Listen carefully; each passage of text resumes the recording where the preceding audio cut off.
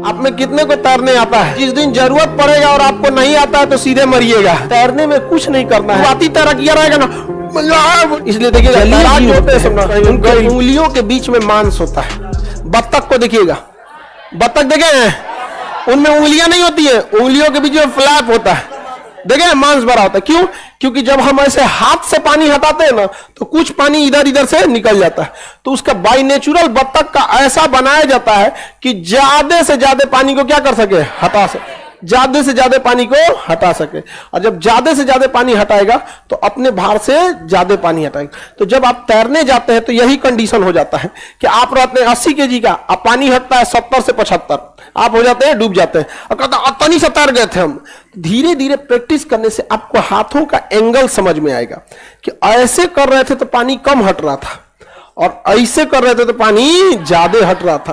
तो 10-15 दिन जब प्रैक्टिस करने लगेंगे ना तब समझ में आएगा कि पानी हटाने के लिए हथवा धीरे धीरे मारना है। नहीं तो ऐसा शुरुआती तैराकिया रहेगा ना, घिंगोर देगा पनिये, वहां भंवर धारा उत्पन्न कर देगा। अब धीरे धीरे जब 8 दिन 10 दिन तालाब में जाएगा तो उसे आर्किमिडीज का सिद्धांत पता चलेगा कि तैरने में कुछ नहीं करना है, जितना हम भारी हैं उतना पानी हटा देना, उतना पानी हटा देना। तो आराम से तब मारेगा, ऐसे खूब जोर से नहीं मारेगा, आराम से मारेगा ऐसे कि पूरा लंबा पानी हटे। इसलिए देखिएगा तैराक जो होते हैं सब ना 180 डिग्री हाथवा घुमाते हैं, यहां से पचाक से मारेगा पूरा नीचे तक ले जाएगा, यहाँ पे समझ में आएगा। नौसिया रहेगा ऊपर ही ऊपर मारेगा, अरे डूब जाए तो रे भाई बचा लियो, नहीं समझ में आया। धीरे धीरे धीरे उसको जब समझ में आएगा कि हमें कुछ नहीं करना है, जितना हम भारी है उतना पानी हटाना, समझ में आ गया कि नहीं। और भी तरीका है हटाने के लिए, पानी जितना आप भारी है उतना पानी हटाने के लिए कई तरीके हो सकते हैं। जैसे देखिए हम जितना एरिया है इतना तो घूम रहे हैं, एक काम करते हैं, एक ऐसा चीज अपने साथ बांध लेते हैं ना जिससे मेरा एरिया बढ़ जाए, ऐसा चीज बांध ले जिससे एरिया बढ़ जाए, लेकिन वो पानी ना सोखे। मैं तो सोचा पानी सोख लेगा तो हमसे बंध जाएगा, मेरा टोटल वेट क्या हो जाएगा, बढ़ जाएगा। तो अगर हम एक गद्दा बांध ले, वाटरप्रूफ गद्दा, ट्यूब या टायर, ट्यूब या टायर, तो हमारा एरिया बढ़ा देगा। तो जो हाथ हटा, हम भांज के हाथ पानी हटा रहे थे वो ट्यूब बांध लेंगे तो एरिया ज्यादा हो जाएगा। तो हमारा डूबा हुआ शरीर कुछ पानी हटाएगा और कुछ वो ट्यूब टायर जो बांध लिए हैं या वाटरप्रूफ गद्दा बांध लिए हैं या हवा भर के कुछ बांध लिए हैं तो उससे क्या होगा, हटा देगा। अब हमको हाथ चलाने की जरूरत है, वही निकाल देगा, नहीं निकाल देगा, ऊपर आ जाएंगे लोग आराम से। यही होता है भैंस के साथ। भैंस में क्या होता है कि भैंस का मुड़िया रहता है बाहर, तो एक पहली बात तो मुंडिया बाहर निकल गया, इसको कोई मतलब नहीं। भैंस के पैर में कोई जाने नहीं रहता है, इतना बड़ा शरीर। आप सोचिए भैंस के साइज का आप बाल्टी कल्पना कीजिए, आप कल्पना कीजिए भैंस के साइज का बाल्टी, समझने के लिए कि भैंस के साइज का आपको बाल्टी लेना है, कितना पानी होगा उसमें, पानी टंकी हो जाएगा वो बाल्टी नहीं, पानी टंकी हो जाएगा। इसका मतलब भैंसिया जैसे पानी में कूदती है, एक बहुत बड़े मात्रा में पानी अपने साइज के वजह से निकाल देती है, साइज की वजह से निकाल देगी। भैंस रहेगी 2 कुंटल की, अब पानी निकालेगी 2.5 कुंटल, क्योंकि उसका बनावटे ऐसा है एकदम गोल टाइप का। समझ में आ गया कि नहीं आएगा। अब भैंस को तैरने की जरूरत नहीं, अब कूद गई उसमें, तैरने की जरूरत नहीं। अब कहीं गई बहुत आराम मिल रहा है, देहात में लोग कहेंगे गई भैंसिया पानी में, अब वो निकलवे नहीं करेगी, उसको मजा आता है गर्मी में। समझ में गया, कितना हल्ला करते रहेंगे ना, कल आएंगे, सैटरडे संडे है, छुट्टी यही मनाएंगे। कम दिमाग की होती है सब भाई, सब बहुत लेकिन सीधा होती है सब, वो तो बस खाने से मतलब रहता है। तो उसका नेचुरल बनावट ऐसा है कि वो ज्यादा से ज्यादा पानी को हटा सके, ज्यादा से ज्यादा पानी को क्या कर सके, हटा।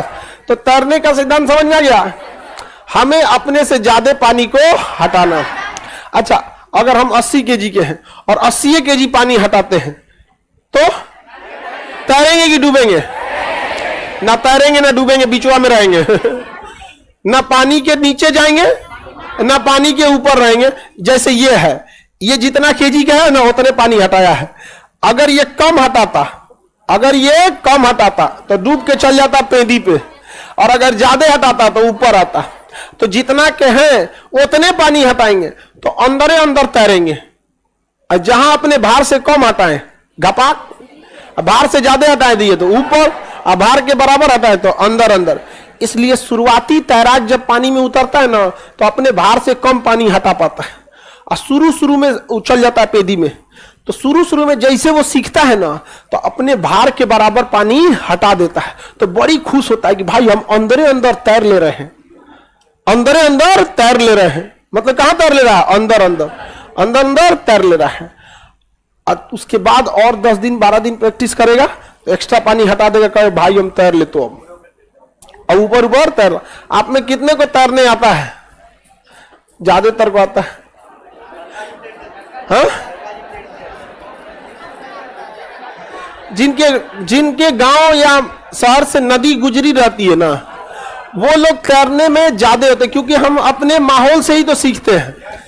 हम लोग लिट्टी चोखा खाना सीख गए, साउथ वाला इडली डोसा सीखता है, तो हम लोग अपने माहौल से ही सीखते हैं। हालांकि तैराकी जो है वो आना चाहिए, क्योंकि यह एक ऐसा हुनर है कि जिस दिन जरूरत पड़ेगा और आपको नहीं आता है तो सीधे मरिएगा। जैसे हमें खाना बनाने नहीं आता है तो जरूरत पड़ेगा, और सपोज कोई खाना बनाने वाला नहीं है या फिर रात हो गया है, दुकानें बंद है, तो भूखे सोएंगे।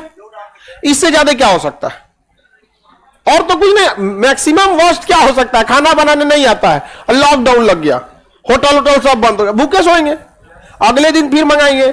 अब तैरने नहीं आता है, आधा घंटा बाद कोई आ रहा है, तब तो आधा घंटा में तो व्यवस्था हो चुका रहेगा।